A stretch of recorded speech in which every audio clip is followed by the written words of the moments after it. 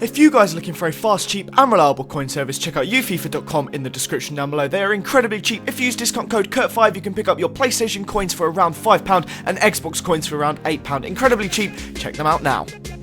What's up guys, Curtis here and welcome to a brand new FIFA 10 to FIFA 15 biggest upgraded players. Today we have another 5 players that we're looking at that have had some incredible growth from FIFA 10 to FIFA 15. Now some really interesting ones this one, some that I didn't really actually, I kind of remember their cards but not like just how much they have changed. So stick around for this episode, you guys will definitely like it. If you do enjoy it though, please smash that like button. If we could hit 350 likes in this episode lads, that would be absolutely amazing. Also if you want to subscribe, that would also be amazing. So we're going to start off with the first player, and that is Alexandre Lacazette. Now this dude has absolutely burst onto the scene in the last 18 months. He was kind of floating around Lyon for a few years. He was looking alright. Now that FIFA 13 card was the stuff of dreams. For a silver, it was absolutely incredible. 86 pace and 79 dribbling was just ridiculous. And then of course he got that non-rare card, and he wasn't really used that much last year. He was kind of one of those hidden gem sort of players, and he got the team of the season card and it was ridiculous. I think it was just the Liga 1 team of the season, not the most consistent one, because I think he had a couple in forms, but it was an amazing card. Then this year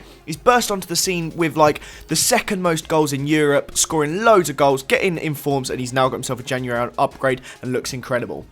Next up we have Christian Teo. Now this dude has had a bit of an interesting ride. He actually got an inform last week. He looks to be playing pretty well for Porto. I think he got a hat-trick last week, which for a winger, you can't complain about that whatsoever. He's one of those players that's constantly around Barca, always being spoken about, being loaned out and stuff like that. He kind of always reminds me of De La Feu. I'm sure eventually he'll go back to Barca and be like a Pedro sort of player. He'll be on the fringes. Probably will never be a star at Barca, but you can never really know. But that FIFA 12 card was absolutely ridiculous. That bronze card was amazing. One of the best bronze cards I've actually used on FIFA. Such a shame he's moved to a left winger now. Maybe one day we'll get him back in a centre forward or striker.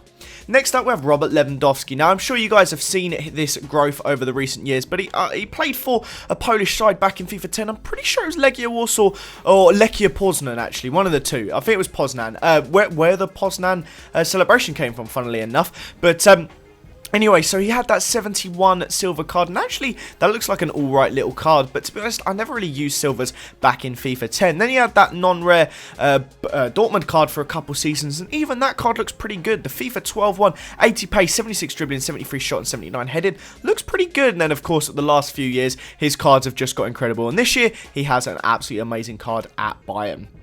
Next up, we have Ander ter Stegen. Now, another one, it's crazy how many, like, either German or Bundesliga players there is. I mean, I don't know if they give their youth just a better chance than we do in England or something like that, but damn, the growth in some of these players has been absolutely ridiculous. So, ter Stegen was one of those, he was a backup goalie at Borussia Mönchengladbach. He was given his first team chance, and now, I mean, you've got a feel for this dude. He's never going to get ahead of Neuer, but he's like a Barca goalie. He's their Champions League and Cup goalie.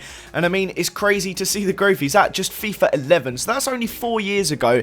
He was basically a backup at Borussia Mönchengladbach. And he's gone from that to now not necessarily being a starter at Barca, but he's definitely in the mix. Then last but most certainly not least, we have Thibaut Courtois. This dude has gone up 28 ratings. That is a crazy increase.